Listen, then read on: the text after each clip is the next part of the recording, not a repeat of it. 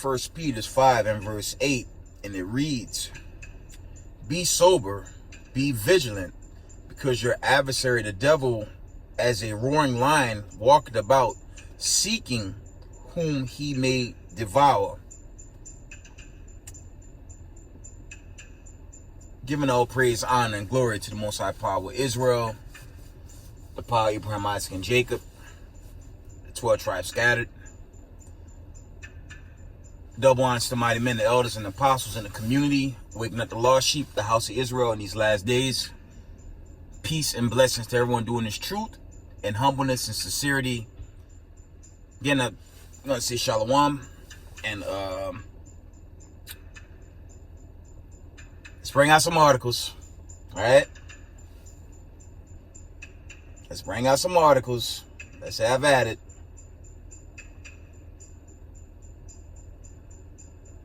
One moment.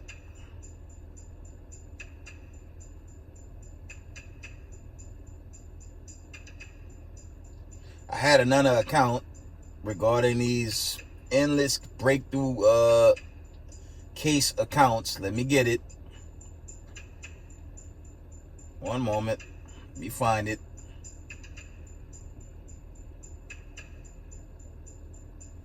Let's read them.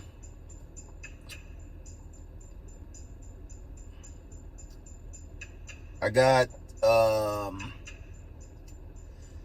had an account of a 17-year-old that suddenly dropped dead, right? Let me get that one. See if I can get that for y'all. Give me one moment. And that's just a new theme, painfully, family, but it's going to be more and more accounts like that. And, you know, just got to brace ourselves for, you know, what's going to happen going forward, you know, until the bigger judgments and prophecies be made manifest, leading to this final Exodus, okay, the final Passover, whatever you want to call it, this great deliverance, you know, in the heat of these, these prophecies to be made manifest, right? Check this out. It's about 12 a.m. yesterday, right? End time headline reports. Says 17-year-old Wyoming basketball player died suddenly after freakish medical situation. I'll read that again. 17-year-old Wyoming basketball player dies suddenly after freakish medical situation. So that was the only one I got as an addition to the ones I've been bringing out. You know, we live in some perilous times of trouble, right? And it's just more where that come from. That was the only one I had at the moment. You could go into this account. I'm just going to go over the notifications, bring out some scriptures, and I'll wind it down. It says, man faces charges of terrorism after ramming his car through a gate at a solar plant outside Las Vegas and setting his car on fire. I'm going to read that again from the top. End time headline reports. Man faces charges on terrorism after ramming his car through a gate at a solar plant outside Las Vegas and setting his car on fire. Yeah, these, you know, spirits being poured out on you know, in high number on the left hand side, and you know, all these stories slacking. We're just gonna continue to get crazy bugged out stories in these last days, man. It's gonna be an influx of crazy stories going forward, right? Let's see what else I had.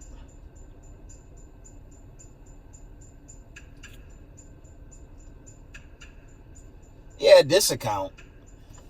End time headline reports. It says New Jersey art teacher overdoses on fentanyl in front of his middle school students. This place is going insane, man. From the top. New Jersey art teacher overdoses on fentanyl in front of his middle school students. Can't really get around that, man.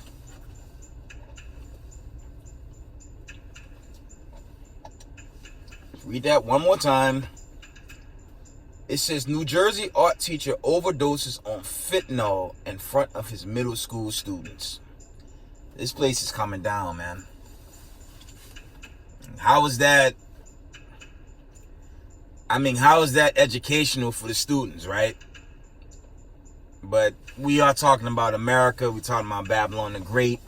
Okay, we're talking about a place that pushes mass confusion on its population on a 24/7 basis anyways, right? So that account, it shouldn't be that surprising, right? See if there's any more.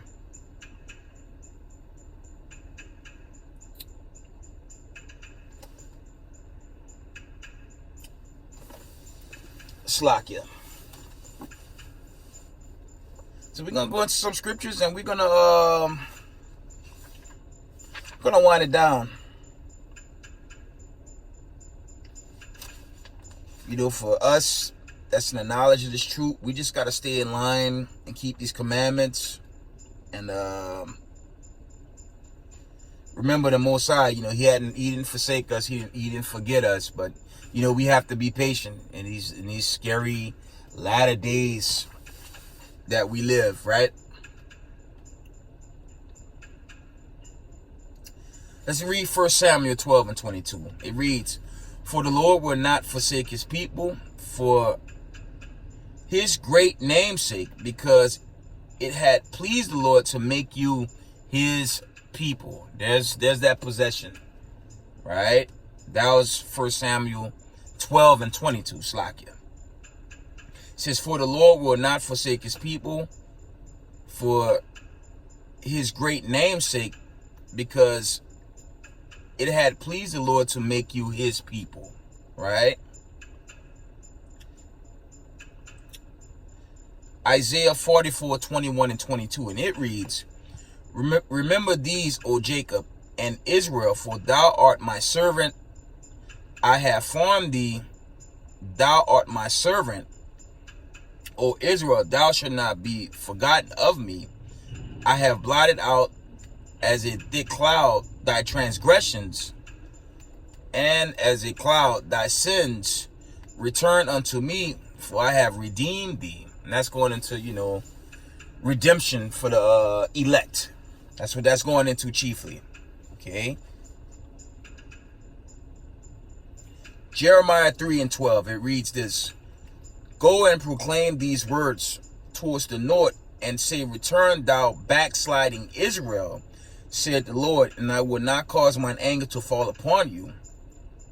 For I am merciful, said the Lord, and I will not keep anger forever. And that's just mercy and compassion going into the elect remnant body of the nation of Israel. Okay? So with this great awakening, you just have the 12 tribes being sealed. Most High will. There's an account I want to bring out before I end this video. As the world braces for China, Taiwan, which is it's an old rumor of war we've been hearing for years. But there's another account with Iran versus Israel that I'm gonna have to bring out before I end the video. Baruch 4 and 27, it reads, Be of good comfort, O children. Slakia, be of good comfort, O my children, and cry unto God, for ye shall be remembered of him that brought these things upon you. Okay? So when you read, roughly paraphrasing, Christ is coming to save those, to redeem those that was cursed. And that's another negation when you go into it, because all nations are under the curse of Deuteronomy 28:68. Okay? So Christ is going to be the one to redeem the elect and deliver the elect out of this destruction that's pending here in Babylon the Great. Right?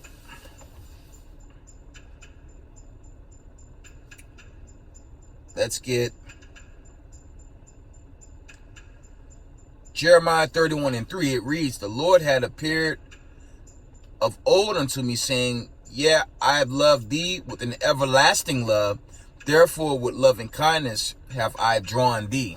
And that's really symbolic going into, God's people, the 12 tribes of the nation of Israel waking up in these latter days, as you see, due to this great mass awakening of the Israelites worldwide. Okay.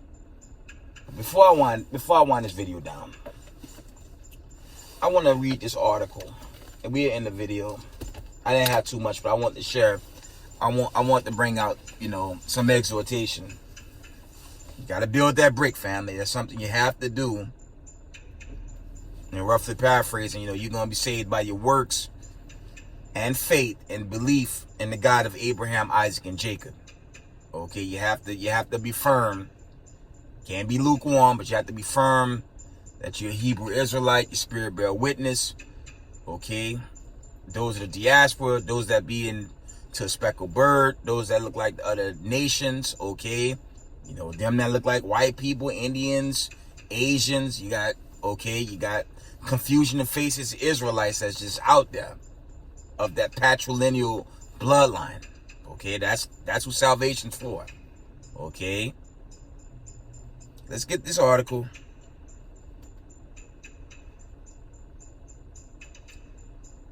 I want to read this. This is from January 1st, 2023, and I'm going to end the video. This is Iran International. It says, do Israel-U.S. air drills signal attack on Iran? This is from January. It says, Israel and the U.S. have conducted air exercises in southern Israel in what an observer said could be signal to Iran in the ongoing nuclear standoff. Joint drills of Israeli F-35 jets and 6 U.S. F-15 jets were based out of the Nervim Air Base, where Israeli squadron commander briefed Jerusalem Post military correspondent John Jeremy Bob on training for hitting targets in deep enemy territory. Bob wrote that the terminology often an influence for Iran and other countries who do not have immediate borders with Israel, and often should be seen a signal to Iran. It's from the top. Bob wrote that the terminology was often a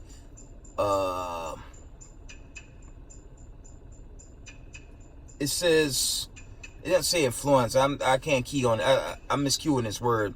It says often a euphemism for Iran, not influence, but euphemism for Iran and other countries who do not have immediate borders with Israel, and therefore should be seen a signal to Iran. The return to power of Benjamin Netanyahu, heading a right-wing pro-Jewish settler coalition, has fed speculation of an Israeli military attack on Iran. Okay.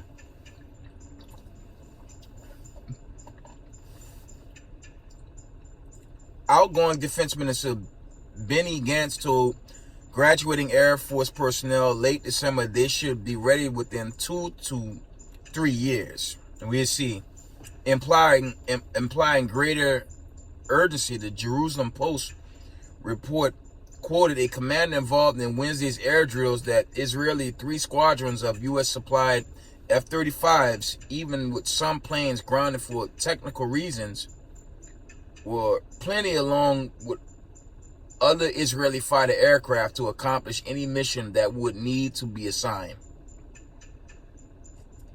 Slakia.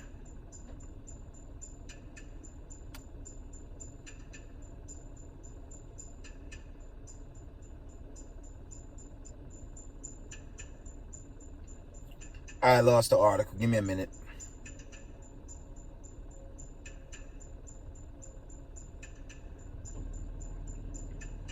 It says Netanyahu, whose warnings of an imminent Iranian nuclear bomb go back to the 1990s, is keen to stem efforts by world powers to revive the 2015 Iran nuclear deal, joint comprehensive plans of action.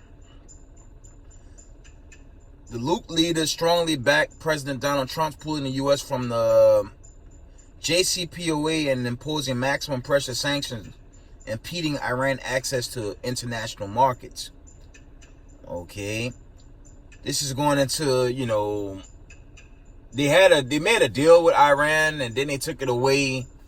Then they sanctioned Iran for creating weapons. But, in short, family, Iran is allied with Russia and China. So who's to say they don't have these weapons? Okay.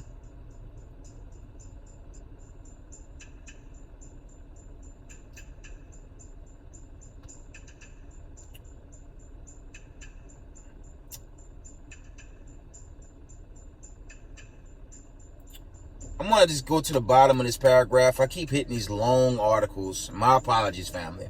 It says Netanyahu, I'm not getting that right, Slakia, has also said he wants to extend Israel's Trump brokered normalization agreements with some Arab states, stressing an Iranian threat. But even the United Arab Emirates, which signed a normalization agreement with Israel 2020, and has perhaps little to fear from public opinion, stressed at the time its support for a Palestinian state. Okay, and that whole thing's gonna backfire. This is from the Iran International. You can read that whole article for yourself, but it's just more wars and rumors of war. While the world bracing for the whole Taiwan to be invaded by China, there are other conditions that could break off, this thin time period in captivity. Because that's what I'm hoping for, family. That's what I'm praying on. I'm not really trying to stay here in Babylon the Great. It makes no sense to try to try to dwell in a place that's not our home. No way. You know what I'm saying? This place is due to go at some point, but we have to be patient and watch these prophecies play out so we can get the hell out of here, right? So I want to share that article. There's another one. If it be of the Most High, I'll bring out another article tomorrow with some scriptures. Try to bring out some history if I can. Just getting out that damn plantation. But Israel just trusting the Most High of Abraham, Isaac, and Jacob. Through the storm, the season we got to go through.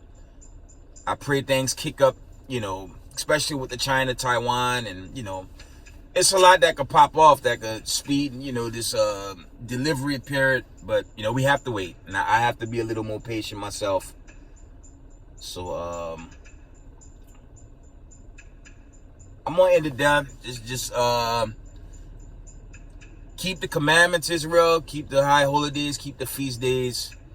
Love your fellow Hebrew Israelite. And just hold tight in the start of this new season. Okay, and with that, I'm going to give all praises, honor, and glory to the Most High Power of Israel, the power of Abraham, Isaac, and Jacob. Double honors to mighty men, the elders and apostles in the community, waking up the lost sheep, the house of Israel in these last days. Peace and blessings to everyone doing this truth and humbleness and sincerity. Israel, I love y'all. Shalom.